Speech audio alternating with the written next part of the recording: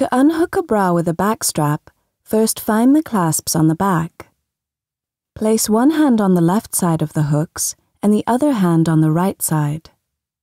Gently pull both sides of the strap together to create a bit of slack. Then, hold the left side of the strap in place and carefully slide the clasps on the right side of the bra out of their corresponding hooks.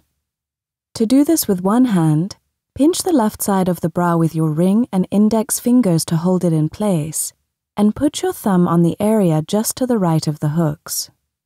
Use your index and middle finger to pull the left side of the bra towards the right side, while pushing the right side with your thumb until the clasps come undone. To unhook a bra with a front strap, hold each cup with both hands on the front. Gently pull one side up while pulling the other side down.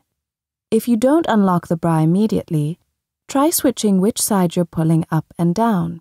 The clasp should unlock fairly easily.